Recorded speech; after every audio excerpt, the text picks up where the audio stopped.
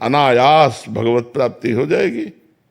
भगवान कृपा से मिलते हैं, हमारा तन मन वाणी शरीर सब भगवत मार्ग में लग जाए अभी भगवान की प्राप्ति। लोगों को लगता है भगवान की प्राप्ति कठिन है, हमारे जीवन का अनुभव है विषय त्याग करना कठिन है, भगवान की प्राप्ति नहीं। विषयों का त्याग करना, पारिवारिक मोह का त्याग करना, शरीर का अभिमान त्यागना, यही कठिन है, भगवत प्राप्ति नहीं कठिन। भगवान तो बड़े करुणा निदान है, हमारी आत्माएं हमारे प्रीतम है, उनको मिलने में कोई देरी नहीं है। लहर पांडे जी। राधा वल्लभ श्री हरिवंश महाराज जी। महाराज जी कृपा करके ये बताएं कि जीवन में आध्यात्मिक उन्नति, कल्याण और आत्मिक शुद्धि के लिए दिशाओं का भी महत्व है क्या? इसका तात्विक आधार है क्या? सब दिशाएं गोविंद की हैं। भाव कुभाव अनख आलस हूँ, नाम जपत मंगल दिशि दसहु। दसों दिशाओं में उसका मंगल होगा। चाहे भाव से जपो चाहे कुभाव से, यदि भगवान का नाम जप करते हो तो हर दिशा मंगलमयी है। और भगवान से विमुख हो तो मंगलमयी दिशाएं भी आपको दुख देंगी, मंगलमय ग्रह नक्षत्र भी आपको अशांत कर देंगे। और अगर अमंगल दृष्टि है ग्रहों की और भगवान की शरण में हो तो परम मंगल होगा। कोई ग्रह नक्षत्र दिशा तिथि वार ये हमारा मंगल नहीं कर सकती यदि मंगल भवन भगवान के चिंतन में हमें। खास बात है भगवान का नाम गुणगान, नाम चिंतन, गुणों का गायन करना, चाहे जिस दिशा में हो चाहे विदिशा में, सब आनंद ही आनंद है। भगवान से विमुख हो तो चाहे जहाँ हो सब वो नरक के समान है। वो नरक के समान सुख है जो भगवान से विमुख होकर भोगना पड़े, और जो भगवान के सम्मुख है वो सब सुख ही सुख है। नरक में भी रख दे तो सुख है। यत्र यत्र मम जन्म कर्म भी नारके परमे पदे थवा। तुम्हारी मौज है, तुम नरक में भेज दो, परम पद में भेज दो, लेकिन आपका स्मरण हमारे हृदय में रहे, बस। खास बात यह है जे जो नि जन्मो राम पद अनुराग हूं, भगवान के चरणों में प्यार हो, बस। पुष्पेंद्र कुमार जी गाजियाबाद से।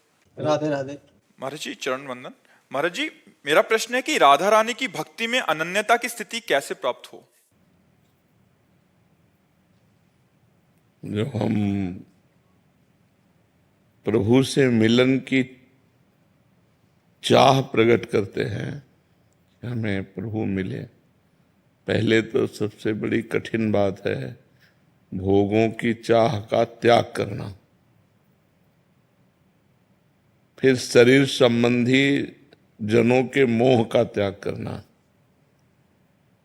दूरादपाश स्वजनान सुखमर्थ कोटिम सर्वेषु साधन वरेश चिरम निराशा वर्षंत में सहजाद्भुत सौख्य धाराम श्री राधिका चरण रेणु महम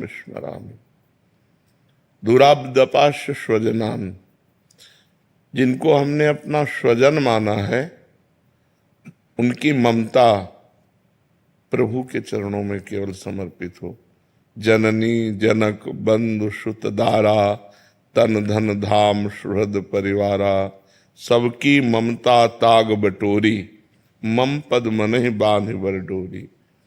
जो हमारा प्रेम फैल गया है संसार में, शरीरों में, भोगों में, उसे हम नाम जप के द्वारा भगवत मिलन की चाह के कारण समेटें और भगवान के चरणों में समर्पित करें। एक भरोसो, एक बल, एक आश विश्वास, एक राम घनश्याम हित, चातक तुलसीदास। जैसे चातक केवल स्वाति बूंद से प्यार करता है, ऐसे जिसका हृदय केवल भगवान से प्यार करता है। बड़ा कठिन है क्योंकि भगवान दिखाई नहीं देते, संसार दिखाई देता है। भोग में तत्कालिक सुख है, भगवान में आगे मिलेगा। तो हमारी वृत्तियां तत्कालिक सुख के कारण भगवान का स्मरण छोड़ करके भोगों का स्मरण करती हैं। भगवान दिखाई नहीं देते, इसलिए हम प्रगट में शरीरों से प्यार करने लगते हैं।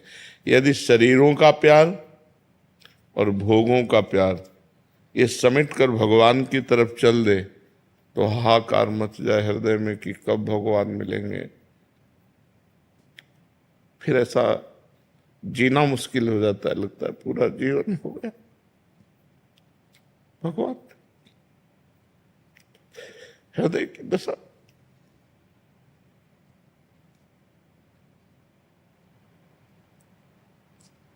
ये सब कहना सुनना अलग की बात है बच्चा। जब हृदय में ये लालसा लगती है ना कि भगवान मिले तो कुछ अच्छा नहीं लगता। बस एक यही लगता है कोई मिल जाए, कोई रास्ता बता दे कैसे भगवान मिलेंगे। जब तक हमारा मन कहीं लगा है, कुछ अच्छा लग रहा है, तब तक बात अलग होती है। और जब नाम जप के प्रभाव से नहीं खान पान ते भावे है, नहीं कोमल वसन सुहावे है, सब विषय लगे ते खारा है, हरियाशिक का मग न्यारा है। जिसने भगवान से आशिकी की, भगवान से प्यार किया, उसे संसार में कुछ अच्छा नहीं लगता। वो अपने आप अनन्य हो जाता है। पर इस स्थिति के प्राप्त करने के लिए भी तो हमें त्याग चाहिए। तो हम अधर्म से भोगने वाले भोगों को त्याग करें, जो पाप कर्म है उनका त्याग करें, भगवान का निरंतर नाम जप करें, पवित्र भोजन करें, जिसके साथ व्यवहार करें पवित्र व्यवहार करें, और उसमें भगवान का ही अनुभव करें कि ये भले दुष्ट स्वभाव है लेकिन इसमें प्रभाव तो भगवान का ही है। कोई कण ऐसा नहीं जहाँ मेरे भगवान ना हो, सब में भगवान विराजमान है। ऐसा भाव रखकर यदि हमारा व्यवहार हो तो हमें बहुत जल्दी अध्यात्म की, और इसमें प्रधान बात भगवान की कृपा है। जिस जीव पर भगवान की कृपा होती है वो भोगों में नहीं फंसता। ये दुर्भाग्य है कि हमें भोग अच्छे लग रहे हैं, सौभाग्य है कि भगवान अच्छे लगने लगे। तो जब जिसको भगवान प्रिय लगने लगते हैं, भगवान की कृपा होती है, तब फिर उसे कोई फांस नहीं सकता। माया का ये त्रिगुणात्मका माया जो सतोगुणी रजोगुणी तमोगुणी है, ये अपना जो जाल फैला करके जीव को भगवान से विमुख करके बार बार जन्म मरण के चक्र में डाल रही, फिर उसकी सामर्थ्य नहीं रहती कि डाल सके। सीम की चाप सके को उतासु, बड़ रखवार रमापति जासु। भगवान जिसके रक्षक हैं उसकी सीमा को भी कोई नहीं छू सकता। तो ऐसे वो भक्त अनन्य होकर फिर उसे भगवान के दर्शन की भी लालसा नहीं रहती, क्योंकि पी मूर्ति नयनन बसे तेरस रहाय समाए। वो भगवान आकर हृदय में समा जाते हैं, नेत्रों में बस जाते हैं। वो देखता है तो भगवान को, सुनता है तो भगवान को, क्योंकि सब रूपों में भगवान ही हैं। सिय राम में सब जग जानी, करो प्रणाम जोर जुग पानी। फिर उसके नेत्रों से भगवान कभी ओझल नहीं होते। जो समस्त जगत में अपने प्रभु को देखता है, निरंतर नाम जप करता है, सब व्यवहार पवित्र करता है, वो भगवान का अनन्य भक्त हो जाता है। वही श्री जी का अनन्य भक्त हो जाता है। बलराम जी। राधे राधे। राधे राधे महाराज जी। महाराज जी, निस्सुख क्या है? क्या ज्ञान मार्ग और भक्ति मार्ग के लिए इसका एक ही प्रतिफल मिलेगा? जैसे एक दूध को औंट करके बहुत सी मिठाइयाँ बनाई जाती हैं, लेकिन मुख्य उसमें दूध ही होता है। बर्फी है, छेना है, बहुत प्रकार की मिठाइयाँ, और उनका स्वाद भी अलग अलग होता है, लेकिन मूल में दूध ही होता है। ऐसे ही चाहे अष्टांग योग से चलो, चाहे भक्ति योग से चलो, चाहे कर्म योग से चलो, चाहे ज्ञान योग से चलो, परमात्मा मूल में एक ही है, वो दो नहीं है। हाँ, जैसे मिठाइयाँ अलग अलग स्वाद देती हैं, ऐसे उसका स्वाद अलग अलग है। ज्ञान में अहम ब्रह्मास्मि है, भक्ति में दासोहम है, कर्मयोग में सबको प्रभु समझकर सेवा करना है, और अष्टांग योग में परमात्मा है, वो समाधि के द्वारा अनुभव में आता है वही।